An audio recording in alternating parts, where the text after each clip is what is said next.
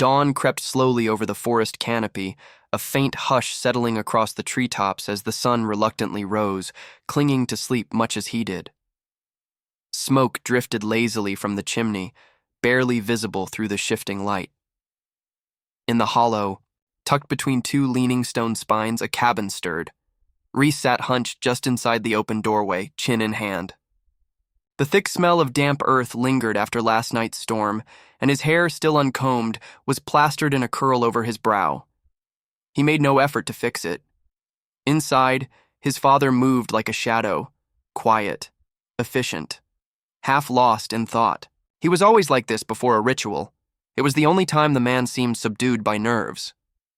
Rhys studied him now, noting the scratch of boots on stone, the way Thorn rolled his shoulder before every task, as though remembering old wounds.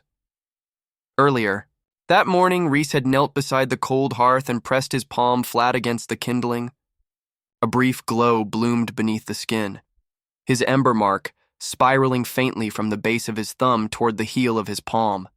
A flicker, not a flame, not a weapon, just heat. A boy's first tool.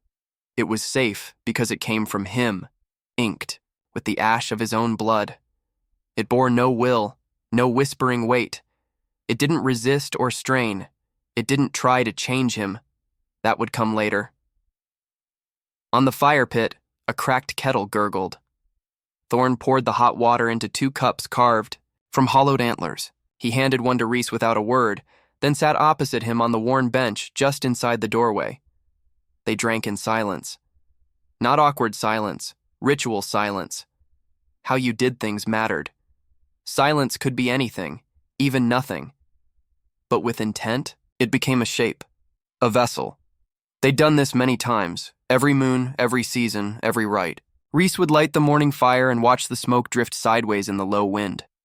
They would sip bitter leaf tea until it numbed the tongue, and say nothing until the silence had settled into them like moss. When you've only spoken to one person your entire life, you learn how to say things without sound. His father had always warned him to keep his markings covered when outsiders passed too near. It didn't happen often, but when it did, Thorn went quiet in a different way, like holding his breath. Once, a trader's dog caught their scent along the upper ridge. Rhys remembered how it had growled, not barked, just growled, and how his father had gone completely still, one hand over Rhys's chest, the other near the knife hilt. The man never came close enough to see them, but the dog had looked straight through the trees, and Rhys swore it saw something that didn't quite fit. It had turned to stare every few paces, even being dragged by its lead. Today, Rhys noticed a new weariness in his father's movements. Thorn finally broke the silence. The snare line snapped again. Can't keep it patched with bark strips. Rhys tilted his head. Want me to reset the snare line in the glade? I'll tighten the hooks and check for catches. A pause. Thorn nodded slowly. West path's longer, but it'll keep you dry. Rhys blinked. West? It'll take twice as long. Take the west path. The words came short and clipped, not shouted but final, like a gate slamming shut. Rhys stiffened, then gave a shallow nod. All right. It was nothing new, a chore he could do in his sleep. But the tone of Thorn's voice caught Rhys off guard. It felt final. Not that Thorn had ever been sentimental, but there was something in the way he looked at Rhys just then, like he was measuring him, like he was memorizing him. Rhys frowned. You all right? Thorn sipped his tea. You're nearly 20. Now? I know how old I am. You'll take the anchor soon. Thorn didn't look at him. It's not light what it does. You don't carve it in skin. You carve it in soul. Rhys had no reply to that. He looked down into his tea, steam catching the morning light. It's nothing like your ember mark. That is a tool, a way to survive. Anchoring will be worse, not a boy's mark. They said the anchoring always burned worst, that even before you lit the ash, your body could feel it aching, as if remembering what was yet to come. Rhys had seen the old marks on his father's back, thick grooves, ragged and dark more than surface deep, It looked as if the stain had spread from within, and the scars on the skin were just what had bled through. "I thought we'd do it together," Reese said after a while. "The anchor. You said it had to be passed down, that it's mine, but it comes from you." Thorne finally looked at him. The man's eyes were dark, like flint worn smooth by years of use. He nodded once. Soon, the silence returned. It sat heavier this time, like a third presence in the room. Reese stood, finishing, his tea in one long pull. "I'll bring back willow bark while I'm out. Might help your shoulder." Thorne didn't answer. The forest was still damp, sunlight slicing through low mist in long golden blades. Reese kept to the narrow trail, boots sliding just a little, on the moss-slick stones. A squirrel darted across his path and vanished up a tree. Birds called above, and somewhere deeper in the woods, a distant snap echoed. Just a branch falling, probably. He paused briefly beneath a crooked tree and stripped a length of willow bark into his satchel. Thorne's shoulder had been acting, up again, and though the old man never complained, it was always worse after storms. The path to the snare line took him around the slope's edge and into the narrow glade where they gathered clean water and trapped small game. The break was easy to find. The snare's bark cord had split clean through, old knots still clinging to the hook. The hooks were bent, rust curling on the tips. He sat back on his heels, working the knots free, but his mind wandered. He imagined the anchor right, the fire, the ash. His father's hand steady on his back, the blade cutting through him like lightning trapped in steel. Not a brand, not a drawing, a mark born of pain and purpose. They didn't ink it with dyes. They didn't chant over it, with spells. They carved it. His fingers slipped, slicing the edge of his thumb on a sharp bit of twisted hook. Blood welled quickly. Reese hissed, pressing his palm to his thumb to stem the bleeding. He turned the hand slightly, avoiding the curled edge of his ember mark so he wouldn't smear blood across it. The last thing he needed was to ignite a flame on damp grass. And yet, a flicker stirred. The heat at the base of the ember mark throbbed. Not in a flare of heat, but as if it shared in his unease. He stared at it for a moment, then quickly wrapped the cut in cloth, frowning down at the rusted trap as though it had done it on purpose. Perfect timing, he muttered bitterly. Something stirred in the grass nearby. When he turned, nothing was there. He rose, brushing off his knees, and turned back toward the cabin. It was the smell that hit him first, a burnt, sour stink that crawled into the nose and clung to the tongue. Like scorched leather and bile, the willow bark slipped from his satchel and scattered across the trail. His pace quickened as he cleared the last of the trees and rounded the bend toward home. The door was ajar.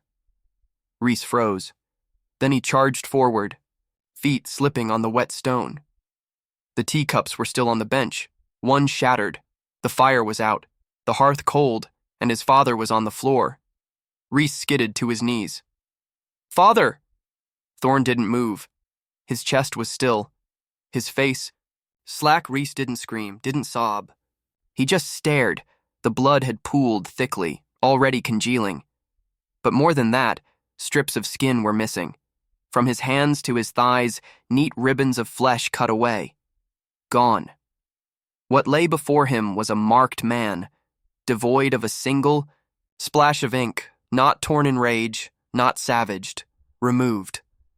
Reese reached out with trembling fingers, as though touching the wounds might undo them. His breath caught.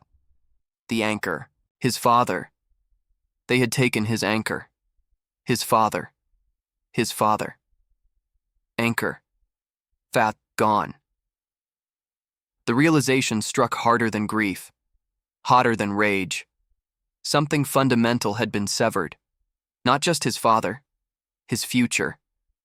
The ember mark on Reese's hand flickered softly to life. Unbidden, a dull ember's glow licking along the edge of his palm.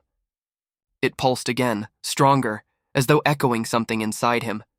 Anger, mourning, loss. Reese turned it downward and drove it into the dirt beside the hearth. Hard, the glow sputtered, dimmed, smothered. He stayed there, curled and hunched over, pressing his weight into the earth like it might hold him together. The cabin's silence felt different now. Not ritual, hollow. Everything looked the same, but the air had changed. The cups were still on the bench, his and his father's. One cracked, one untouched. Reese stepped inside. He moved the way Thorne always had, careful, deliberate, alert. He noticed small things, a smear on the doorframe, a soot scratch above the hearth, a fine trail of dust disturbed across the stone shelf near the fire. Something had been taken. Not all at once. Selectively. He reached for the high shelf. The small pot of fire char they used to prepare new ash was missing. So was the carving knife. The thin ritual cloth for binding soot into ink had been pulled down, used, or stolen. Whoever came knew what they were after. Reese searched the rest of the cabin without really thinking. His body moved, but his mind floated. Drawers, floorboards. Behind the bedding. He found it in the rafters, tucked behind a folded skin roll of bark strips and resin hooks, a rolled sheet of leather, stitched with cord, softened by years of oil and wear. One edge scorched, the other marked with creases from being folded and refolded. He recognized it immediately. His father had always kept it hidden, out of reach, sacred in its own way. He sat on the bench and unrolled it. Faded lines, charcoal ink, tiny cuts where old writing had been replaced or overwritten. It wasn't a journal, not really, more like a map. Except the places weren't real. They were marks, spines, veins, phrases and rules, notes on ash that was too wild, too cold, too loud, margins filled with fragmented warnings. Ash remembers what it was. Don't mark in anger. It always takes more than you meant to give. If it takes too easy, it'll take too much. Some marks don't fade when they fail. They linger. At the bottom, nearly lost in the curve of a torn corner. The anchor isn't just for holding. It's for deciding who gets to speak. Reese read that one twice, then 3 times. The whole thing read like it wasn't meant to be read, just remembered. It felt more like a confession than a guide, a way for someone walking blind to help their son see the drop before leaping. He folded the leather shut and held it tight for a moment. Then he slid it into the inner pocket of his father's pack. He moved like a ritualist preparing for a rite, not a boy preparing for a journey. Cloth, flint, rope, the spare hook blade, his father's second skinning knife, notched from old use, a bit of dried willow stripped from a wall pouch and bundled tight. Not that it held a use for Thorne any longer, but the gesture mattered. He returned to the cabin's center. Thorne's body lay in shadow, wrapped in old canvas and lined with torn strips of hide. Reese had bound the shoulders and feet loosely, not for travel, but for stillness. He'd thought of bringing the body, for a moment, but it would rot before he could set things right. The anchor couldn't be drawn from what was already taken, and there was nothing left to mark now but grief, so he would go forward and return when the flesh had been reclaimed. Then, and only then, the rite would be finished. Outside, the wind had shifted. The forest smelled wetter now, like new rot and split wood. Reese stepped past the bent stone pillars that guarded the hollow. He didn't look back. The ember mark warmed faintly on his palm, a whisper of heat beneath the skin. Not a flame, not a weapon, just a reminder. The woods near the village weren't quiet. They didn't move the way Reese was used to. The birds here didn't sing, they shrieked. The wind didn't rustle leaves. It whistled through narrow cuts in the land and broken walls. Even the silence wasn't silence. It was humming rope and hammered iron, children shouting from unseen paths, the low clatter of hooves over packed clay. He moved through the underbrush like a second shadow, keeping to root banks and shallow gullies just above the edge of a field. The dirt trail that curled along the slope below wasn't much of a road, but it saw use. There were tracks in the mud, shod feet. One set larger than the others, heavy and deliberate, slightly offset, maybe a limp. Some were fresher than others. All pointed one way. Toward the village. Reese didn't follow the road. He paralleled it, deeper in the trees. His pack bounced lightly against his back, the wrapped leather scroll tucked inside. He hadn't opened it again. Not yet. What it held wasn't for this part of the journey. The ash knew how to walk through trees. It did not know how to walk among men. The first time he saw a roof, he slowed. Not a thatched lean-to or hunter's shack, but something communal. Stone at the base, with mud-packed walls framed by uneven timber. Smoke curled from a crooked chimney, rising soft and slow in the still air. The house sat on the edge of a slope, with a narrow stretch of laundry line strung behind it like the ribs of an old tent. Reese crouched low in a patch of underbrush, half hidden by tangled roots and thorn vine. The house was poor, sagging in places. But it was rooted here, planted beside a trail worn by cartwheels and boot heels, a different kind of permanence. It wasn't just shelter. It was part of something, a shape, a system, a place in a world he didn't know the rules for. Further, down the hill the real village began. Smoke rose from half a dozen chimneys. Voices rang out, tradesmen, children, someone shouting near the gates. Even from here it made his skin itch. They wouldn't laugh if they saw him. They'd question. No one wore ash-dyed hide down here, and no one walked barefoot over gravel, like it was nothing. His forearms were bare, and for once that helped. Only 2 marks lived beneath his skin, both faint, both quiet enough to pass at a distance. One had been given. The other, taken. A quiet rebellion, inked in secret long before he'd earned anything at all. His father never could have pulled that off. Not with half his body carved like a ledger. Thorne would have needed sleeves, gloves, a hood, and maybe a sack just to keep the questions quiet. Reese almost smiled. Then the ache came back, low and sharp.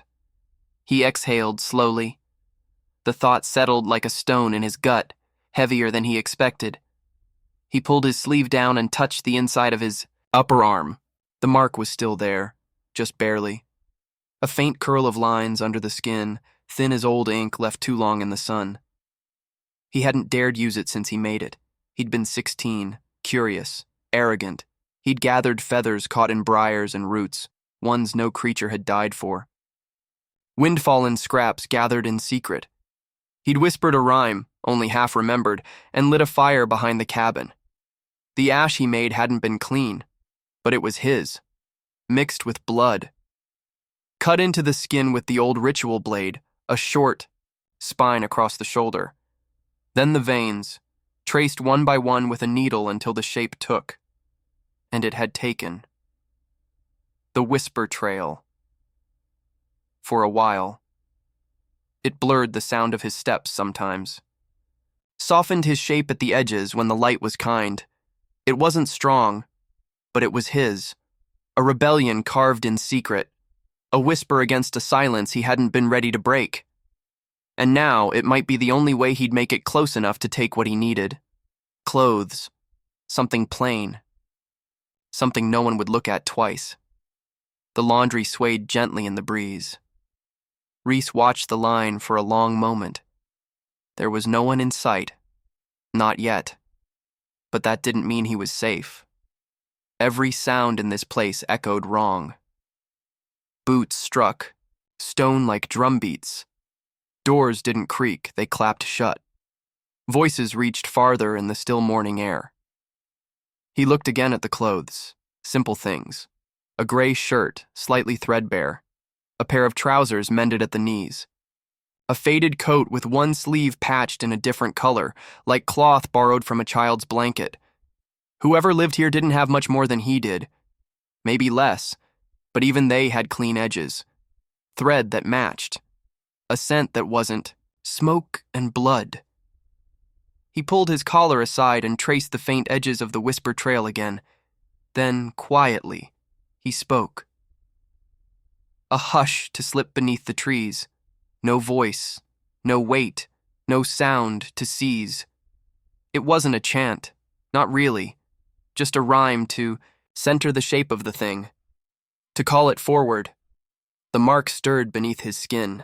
The lines sharpened for a moment, clarity returning like frost on glass, then began to pull taut, anchoring against his breath, his heartbeat, the intent behind his need. He moved, quick, but not rushed, weight light on the balls of his feet. Not invisible, but muffled, blurred around the edges like shadow in fog. He crossed the clearing, lifted the shirt and coat, folded them quickly, cradling them against his chest like stolen bread. No sound followed, not a flap of linen, not a snap of twig. A sharp voice rang out behind him, startled, not alarmed. "Hey!" Reese didn't look back. He sprinted low across the gravel and vanished into the tree line. Brambles snagged at his coat as he dove into the underbrush, heart pounding. His shoulder throbbed under the mark, not from exertion, because it had faltered just before the clearing, not silence, just delay. From behind, more voices stirred. Not pursuit, just complaint. "Little bastards fast," someone muttered. Probably one of the street brats from the downslope. A different voice, older, closer to a growl. "First those armored bastards come barreling through, patrol or nobles, who knows, trampling half my sprouts like they were weeds. That corner'll take a season to replant." A pause. Then a bitter snort. Not that the guard gives a damn who puts food on their plates. Reese stayed crouched in the brush, breath slow and shallow, not caught, but not unseen either. He circled the outer rim of the village, keeping to hedges and walls until the fields gave way to fences. His stolen coat hung loose around his shoulders, hood drawn low. The trousers were stiff at the knees, and the boots, a half-size too small, pinched just enough to keep him from forgetting what he was doing. He didn't walk like a thief anymore. He walked like someone trying not to be noticed. The closer he got to the center, the less attention people paid him, which was its own kind of risk. Most villagers barely glanced up. A few nodded absently, too busy hauling crates or bartering for root vegetables to care who passed through. He caught one or two longer stares, but nothing lasting. He passed for another worn coat in a sea of them. No guards stopped him. Not yet. He slowed by a tangle of crates and leaned against the corner of a stacked cart. From here, he could watch the passers-by without standing out. He was learning already. Standing still got you noticed. But leaning, like you were waiting for someone or thinking about where to go next, blended in. Two young men passed in front of him, loud and self-important. Neither older than 20 by his guess. One wore a chest plate that still gleamed like it had never seen dirt. The other had a satchel filled with 2 sharp knives and a bow slung backward across his shoulder. "Guild's board should be posted. By now," the bowman said, grinning.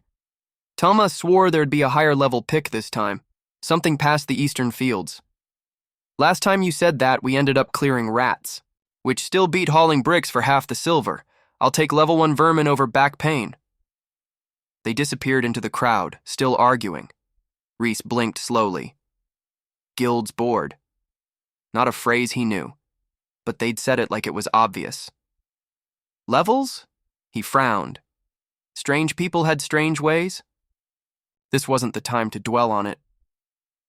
He moved on, trailing the current until it brought him to a tall board affixed to a stone base at the end of the square. Dozens of papers were nailed in uneven rows, flapping gently in the breeze. The writing was too clean.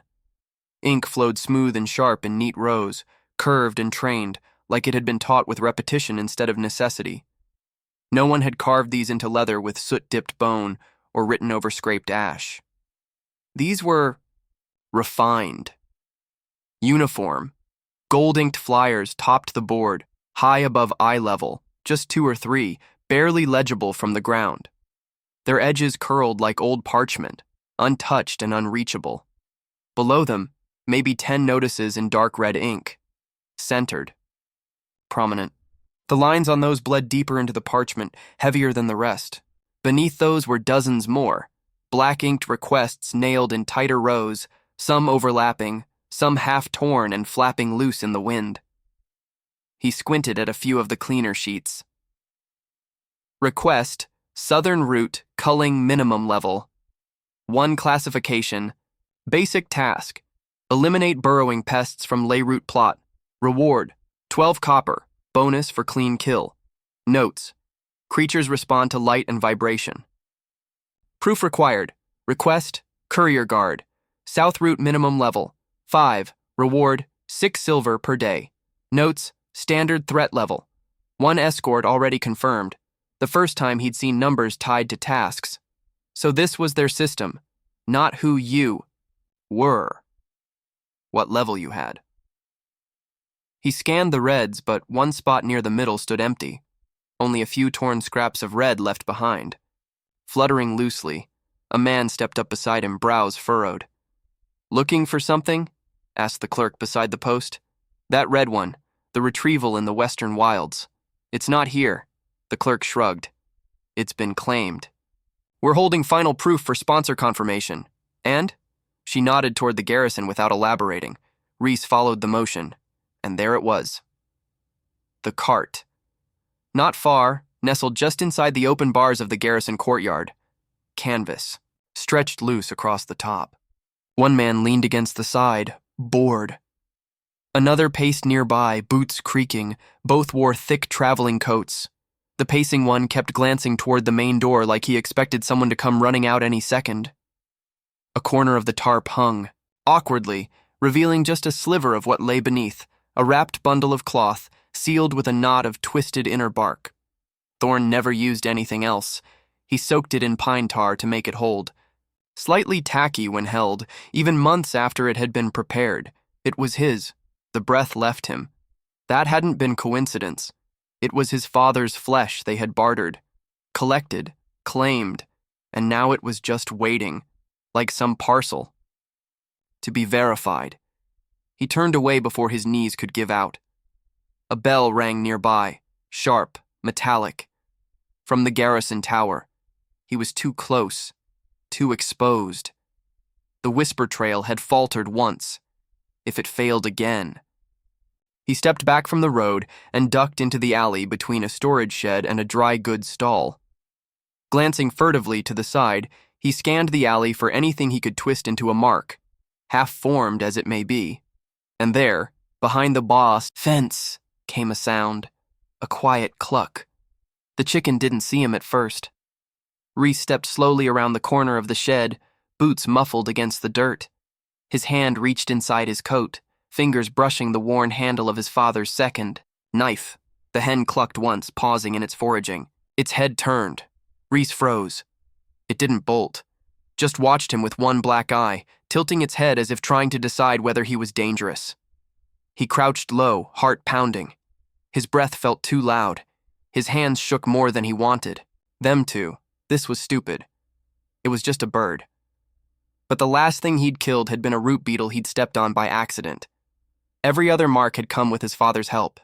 The idea of doing it alone, choosing it, controlling it, felt wrong. No, not wrong. Heavy. He lunged. The bird shrieked and flapped, claws scrabbling against the packed soil as it darted sideways. He caught its leg, barely, and tumbled, into the straw, twisting with it. Feathers exploded around him. His arm flared with pain as the hen's beak pecked wildly, catching his cheek and drawing a thin line of blood. But he didn't let go. He wrapped one arm around the bird's wings, the other forcing the blade down. It wasn't clean. It wasn't quick. But when it was done, the coop was quiet again. Reese knelt in the dirt, shaking. His fingers were slick. A smear of blood striped his forearm. He stared down at the still form of the hen, chest rising and falling, more slowly with each breath until it stopped. His hands burned, not with power, with something colder. "I didn't hate you," he whispered. "I just needed something that was mine." He opened the kit from his pack, setting out the same shallow bowl he'd used the night he carved the whisper trail. The ashes of that mark had come from feathers scavenged along fences and caught in branches. They'd held no will, no cost. This one did. He plucked a few still warm feathers from the hen's breast and placed them in the bowl. The flint came next, striking sparks until one caught in the oils. Smoke curled upward, acrid and dark. When the flame had burned down to ash, he stirred it with his knife, then dipped a finger in the cooling soot. He rolled up his sleeve. The old mark was still there, barely visible. A faded curl, thin and cracked, like the memory of a memory. It had blurred since the last time he used it, not faded but smudged, pulled out of shape, like it no longer remembered what it was supposed to be. He breathed deep and took up the blade. First the spine, the central stem of the mark, a curved line running just beneath the forearm. The spine was for direction, for binding a path to a purpose. It had to be carved shallow, and it had to be done in one motion. If the line trembled, the intent trembled with it. The blade cut easily this time. His hand didn't shake. He set it down and took the needle. The veins were next, thin flicks of ash and blood, fanning outward from the spine like filaments on a feather. The veins were for resonance, for anchoring the mark to the self. These required stillness, patience, focus. His fingers moved automatically, tracing the pattern he remembered, not as it had been, but how it should have been. He whispered a new rhyme as he worked. Linger low and speak no name. Fade with ash and not with flame. Soften step and quiet breath. Walk the edge of life and death. The whisper trail pulsed faintly. The smudge along the curl corrected itself, pulling tighter. The lines drew clean, not brighter, just sharper. As if the ash remembered again, a flicker of heat spread along the edge of the mark. Not from the ash, but from within. A resonance. It wasn't power. It was clarity. The mark setting itself in place, and with it came something else. A faint pressure. A noise that wasn't noise. Like a question asked too quietly to be heard. The bird's will. Weak. Confused. But there. Reese gritted his teeth and focused, letting the sensation pass through him. He pictured a still surface. A calm breath. The mark settled beneath his skin, like weight on water. And then it was quiet. He flexed his arm, and the mark did not resist. For the first time, it felt like it belonged. He stood, wincing as he wrapped the leftover ash and scraps in the cloth he'd brought. He'd bury it properly, later, if he had time. Voices rang out nearby, not alarmed, just loud. Drunken, maybe. He took it as a sign to move. The wind shifted behind him, carrying the smell of feathers and soot. Reese pulled the coat tighter and slipped between the alley walls. Quieter now. The wind shifted again, and Reese caught the scent of coal smoke laced with something sharper, oil maybe, or the faint stink of treated leather. He crouched behind a crooked fence near the edge of the square, hood pulled low, eyes fixed on the structure just ahead. The garrison. Not a fortress, not really. No ramparts or siege gear, but it had height, authority, timber reinforced with stone, window slits instead of glass, a bell tower with a frayed banner that twitched in the breeze. It wasn't built to withstand a siege, it was built to project presence, to hold the center of a place and remind its people that someone was always watching. He watched the door for nearly half an hour before moving again, shifting his weight as his knees began to go numb from the position. Guards came and went in, staggered pairs, most on rotation. No posted sentries at the gate itself, just the archway and the bars. Two leaned near a side door, sharing something short and dark, pinched between thumb and finger. One held it to his mouth. An ember flared, a strange smell followed. Sweet, almost spiced. Not unpleasant, but jarring. Reese wrinkled his nose. He didn't know what it was, only that it clung to the air in slow curls and made his eyes sting. His father had never smoked, had never even spoken of it. It felt out of place. Civilized. A habit born in cities. He sank lower behind a stack of old crates. This wasn't a prison. It was a station. A place where orders were given and food was served, and bored men grew careless with time. Reese's fingers curled tighter around the inner strap of his coat. The whisper trail was quiet again, sharp along the edge of his skin, but uncertain, He wasn't sure if it would hold, not through walls, not past watchers, not behind borrowed clothes that barely hid what he was. But he knew the cart was still there. He could feel it, just out of view, behind those half-open gates. A few villagers passed by on the outer road, nodding to the guards or glancing in with idle curiosity. Rhys stayed low, peering through gaps in the crates. From here he could see more of the courtyard, patches of sun cutting across packed clay, the top of a water barrel, the corner of a training post scarred from years of use, and the cart, still covered, still untouched. He traced the feeling again, like the cord had pulled taut inside him. Not pain, not even urgency, just gravity. His father was in there. Not whole, but not lost yet. The ritual might still take if he carved the anchor true, but the men who stood guard would never hand it over. They didn't see flesh. They saw a contract. Payment pending. An object waiting to be processed and cleared. Rhys inhaled slowly through his nose. He would have to go in. Not now. Not recklessly, but soon. He watched the door again, watched the guards laugh, sharing another drag of the ember stick, watched the shadow of the cart stretch slowly as the sun began to dip toward the western horizon. Rhys had watched the garrison all day. From one shadow to the next, he tracked the shift of light across the square and the slow rotation of guards along the walls. It wasn't a fortress, and no ramparts or towers, but the way it loomed at the edge of the village made it feel like one. Timber braced in iron, stone in the lower walls, a bell tower that rose just high enough to see from any road, but it wasn't the guards that caught his eye, not really. It was the messengers. They moved like bees, quick, loud, never staying long.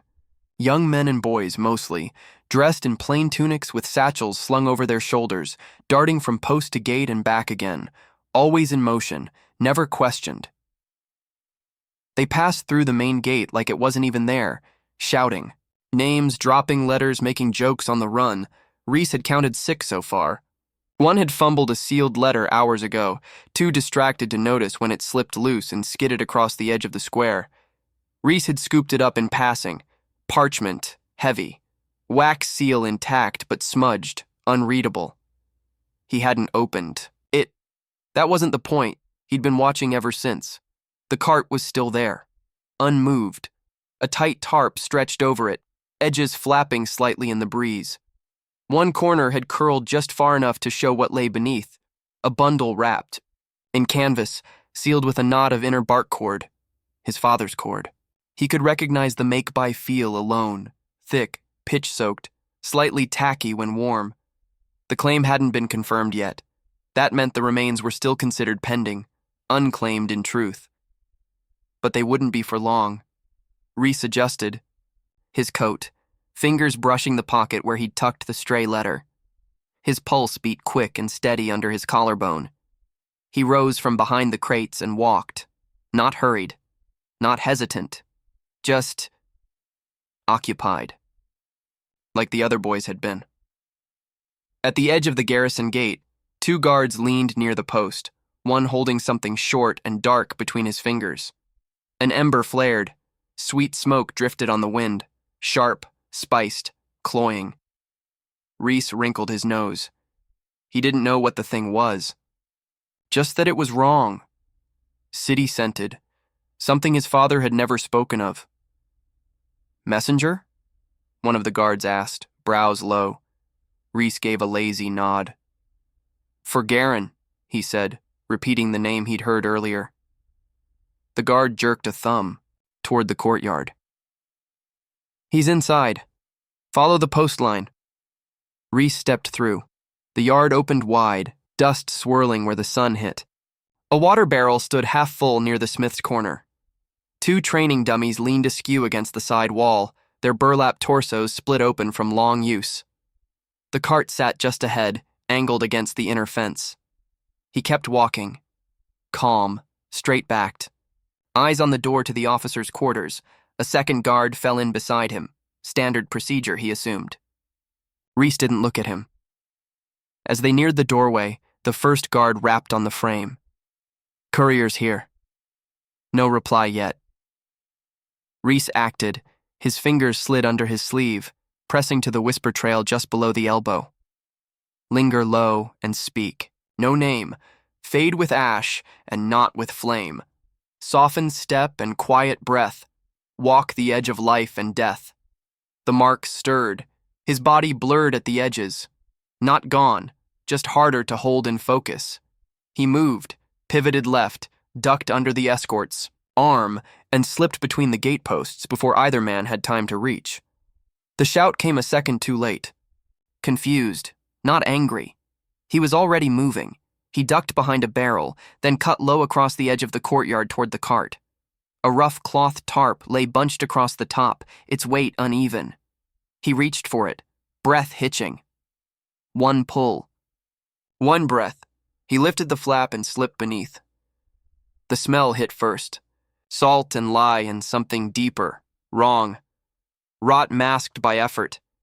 Inside were bundles, rolled flesh, cut clean and layered between treated cloth. Not bloodied, not exposed. Processed. Stripped. Labeled with tags he didn't read. His hands worked, faster than his mind could track.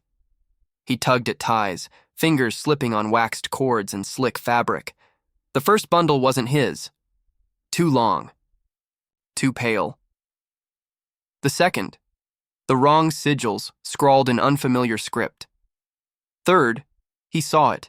Ink. Familiar. A twist of lines cut by his father's hand, barely distorted by the removal. It was his. He seized the strip, nearly dropping it. It bent in, his grip wet and warm like something still alive, slippery, almost rubbery. His fingers fumbled, trying not to gag as he shoved it beneath his tunic and pressed it against his chest. It stuck to his skin. Hot, clammy. The inked flesh clung where sweat had gathered, smearing slightly along the edges. He wanted to scream. Or retch.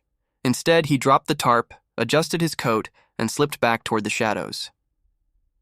The fire started moments later. A hay pile near the smith's shed. Too dry, too easy. He'd lit it with his ember mark as he passed, just enough heat to coax smoke and panic. Voices rose, guards shouted, buckets clattered. No one looked his way. Reese ducked through the gate and didn't run. He walked, not fast, not slow, just enough. But the rhythm was wrong, too sharp, too forced. His steps came in bursts, awkward and uncertain, like each one needed its own command. He didn't know the word for what he was doing, only that he had to keep doing it. Move, step, breathe. Get away! His chest was tight, his arms burned.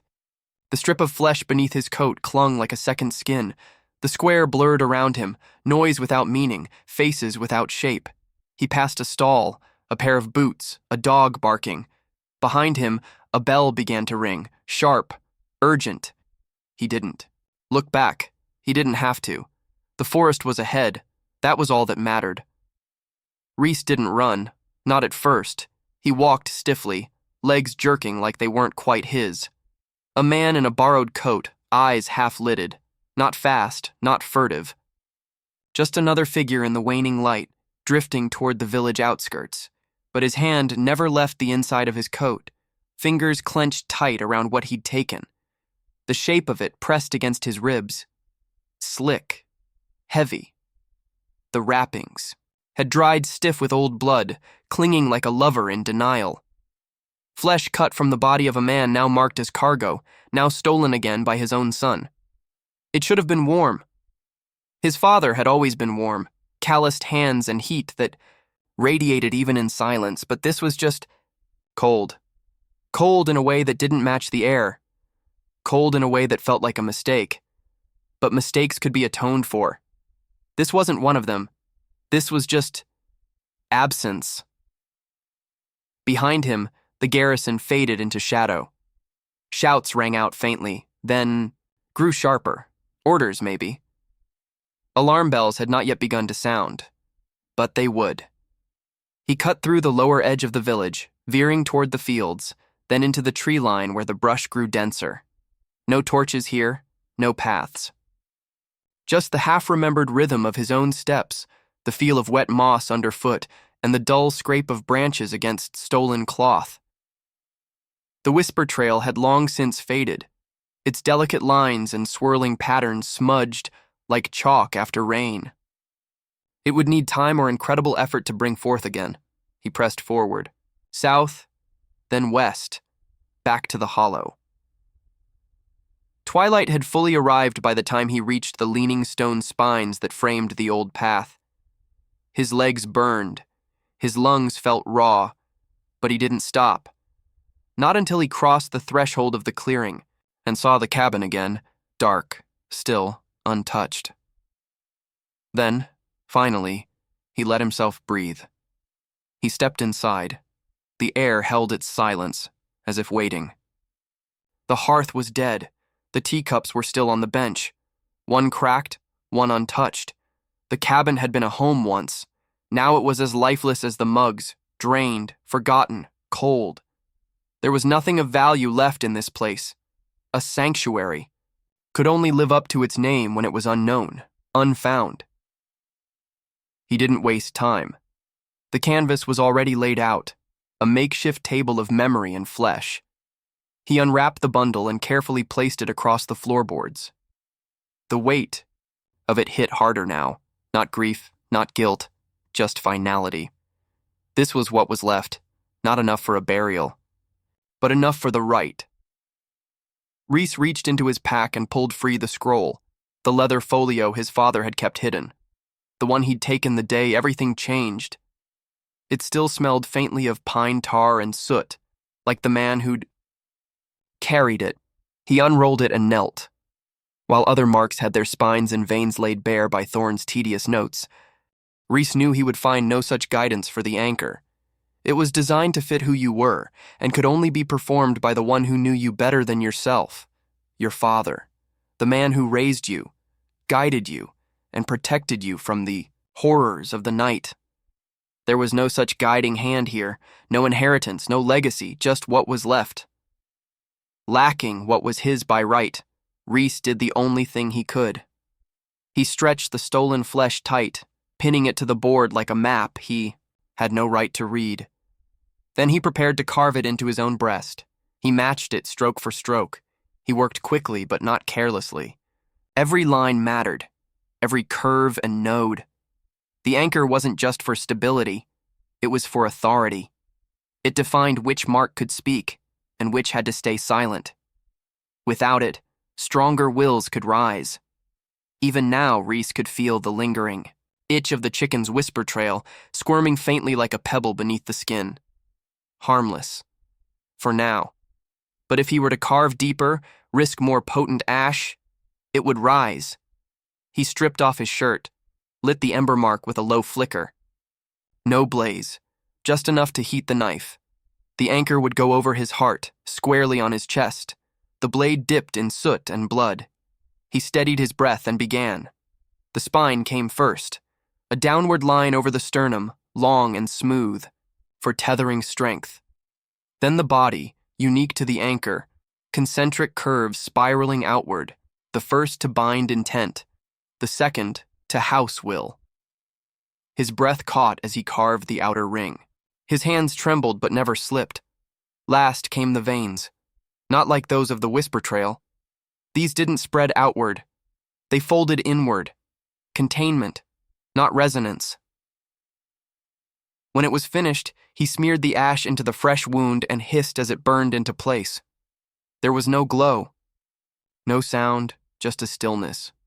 The chicken's mark quieted immediately, its remnant will pulled down and bound. Rhys felt it settle like a weight in his chest. It wasn't called an anchor for nothing, but the new anchor didn't feel right. He looked down. It sat too wide on his chest, curling past his ribs on either side, fit for someone broader, older. It hadn't been made for him. It had been copied, preserved, not passed, and it worked. It worked, but only just. He exhaled sharply and rolled his shirt back down. The skin beneath it stung, swollen and wet. This couldn't be claimed. It had to be carved, Shaped, suffered, earned, not rushed, not copied. A mark like this had to reflect who you were at the very center of your being, and his didn't. It was borrowed, made for another's skin, not his. Not yet. He looked to the ideal. Window dusk had faded fully into dark. The bells hadn't rung yet, but they would. He had time to rest, maybe.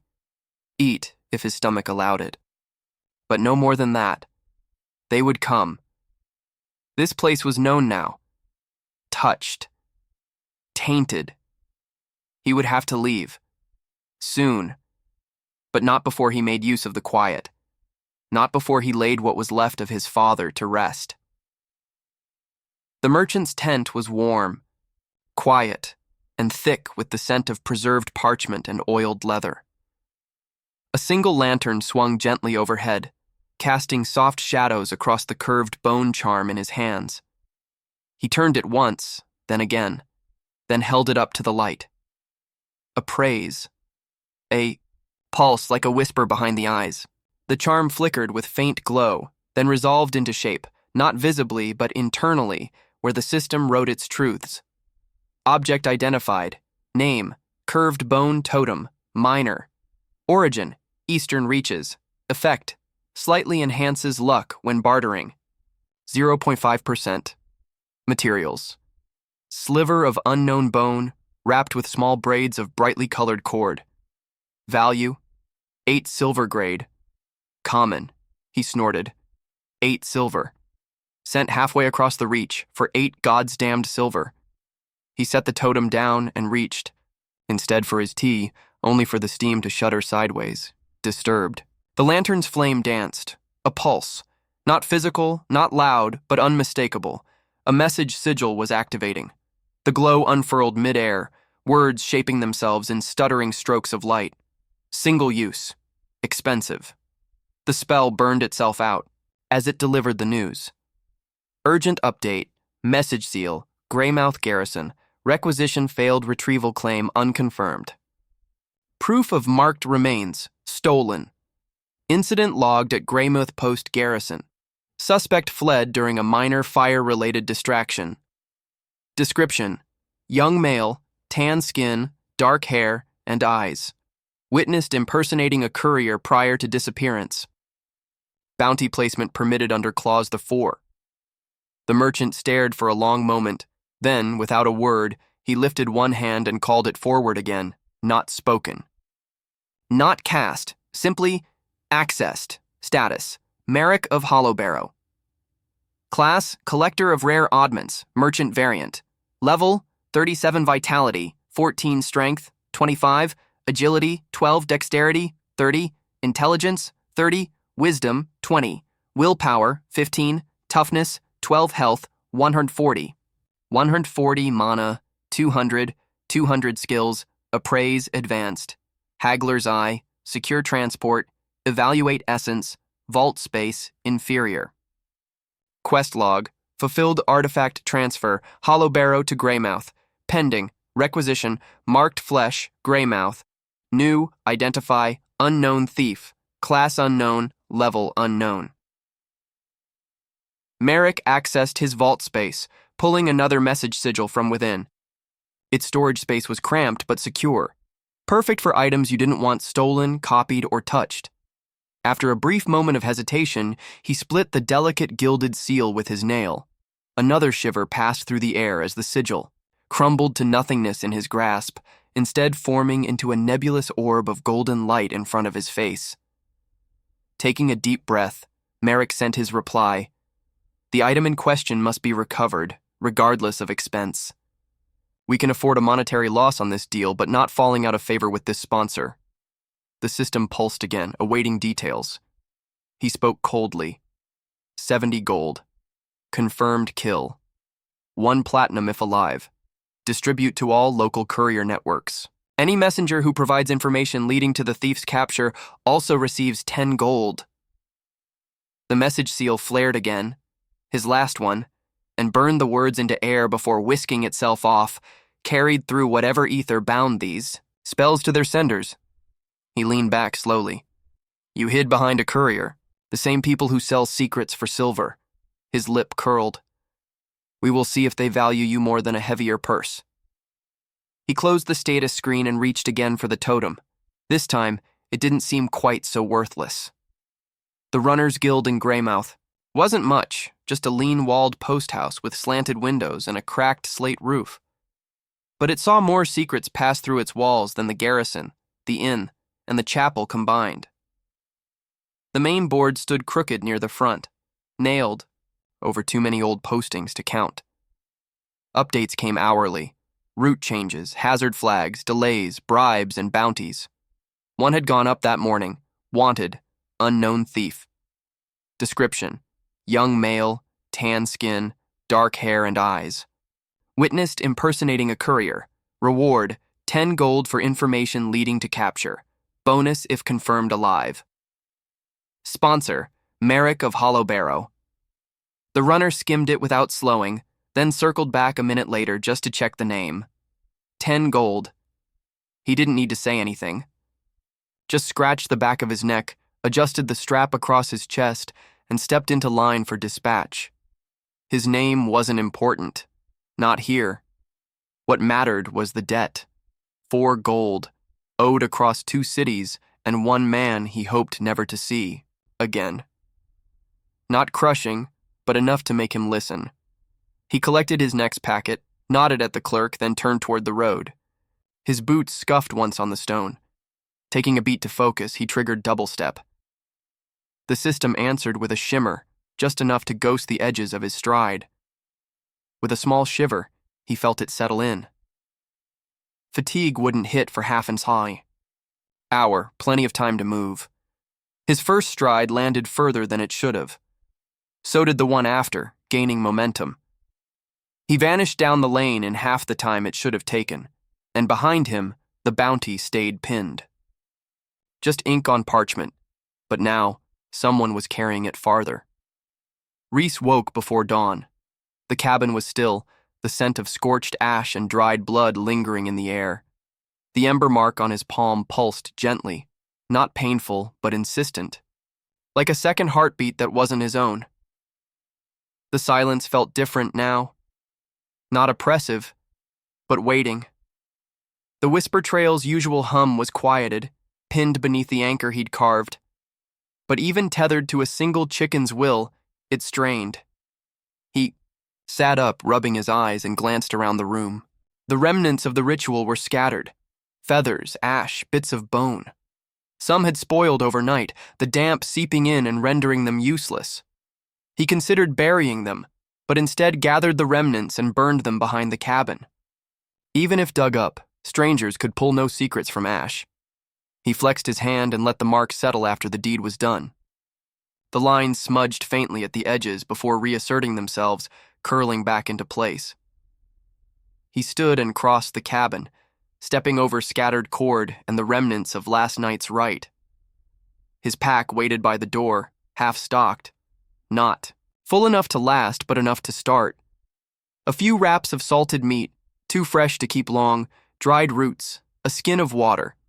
Not much else. He opened the small pouch of mark leavings, scraps of feather, darkened ash, bone filings, and sifted through them with one finger. Most had turned soft or spoiled in the night. 1 or 2 were salvageable, but they no longer held the clarity they had when fresh. He set them aside and scooped the rest into a small hollow near the fire pit, covering them with ash and a flat stone. He considered burning these as well. Not enough time. The forest outside was quieter than it should have been, not truly silent, but wrong in a way he couldn't name.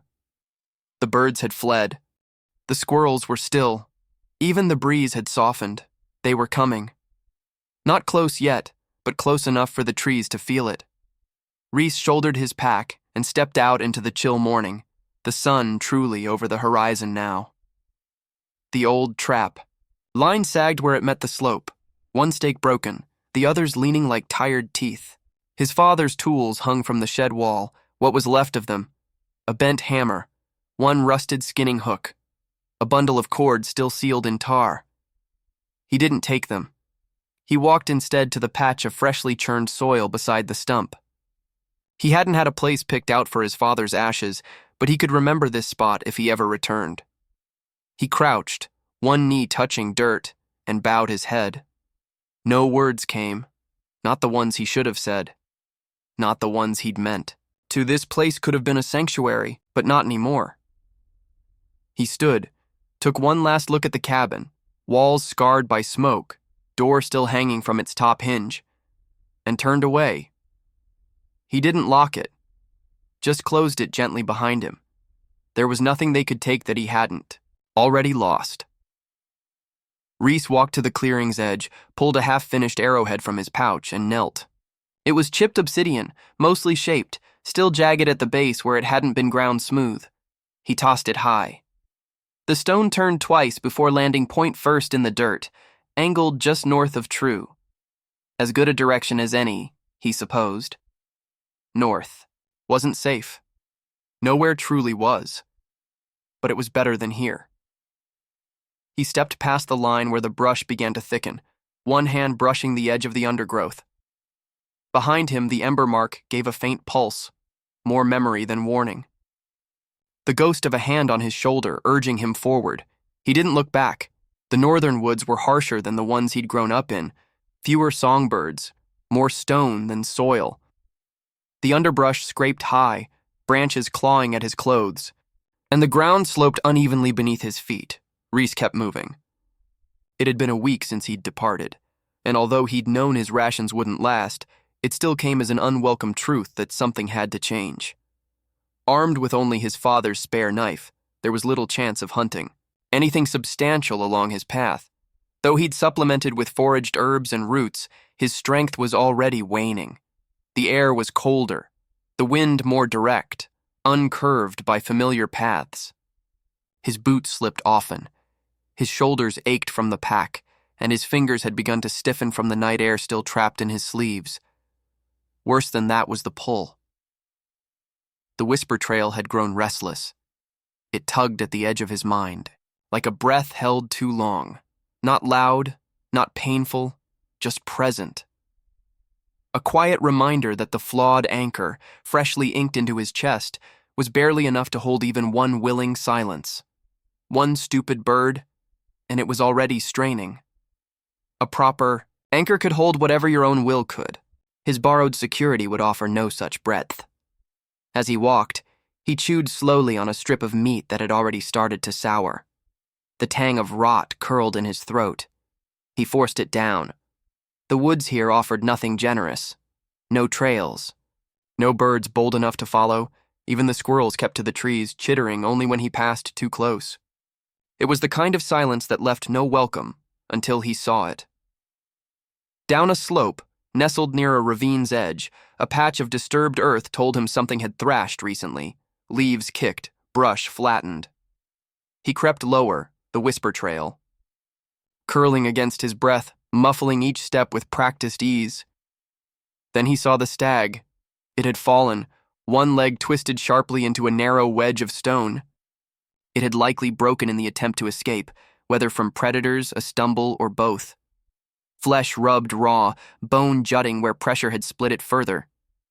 Reese stopped moving. From what he could see, it had been trapped for a long while. The lower limb hung uselessly, skin stretched and bleeding.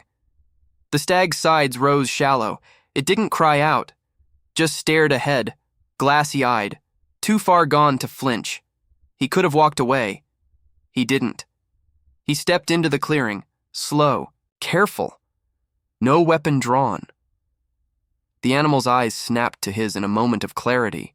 It huffed, loud, standing as tall as it could and stomping a foreleg to the earth. While its fate was sealed, it would not go quietly. Reese began to circle. The stag pivoted as far as it could, tracking him, but its range was limited. The trapped leg couldn't support any turn. When he passed beyond its reach, the stag thrashed violently. The limb gave out completely, tearing free at the joint. The creature lurched forward, three-legged now, bleeding heavily, trying to flee. With a jolt, Reese snapped out of his horrified stillness and sprinted forward. He leapt from the ledge, landing hard on its back, It collapsed under his weight. They hit the ground together with a grunt and a ragged scream. Reese gripped Short Fur with both hands, refusing to be thrown. He fumbled for his knife, found it, and drove it toward the throat.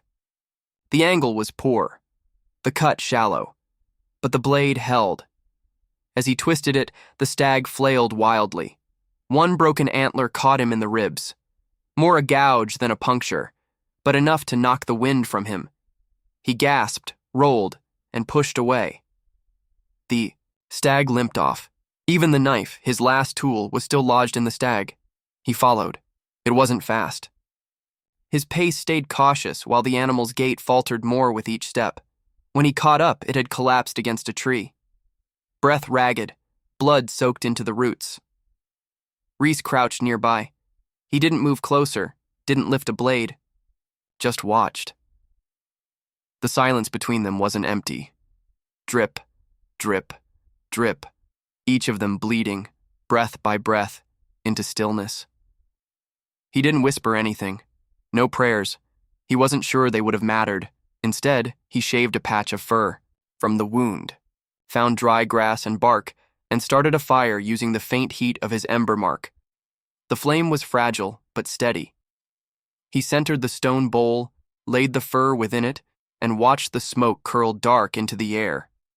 When the hair curled and blackened, he added a drop of blood, stirred the ash, and let it cool. Then he reached for his arm. He didn't hesitate.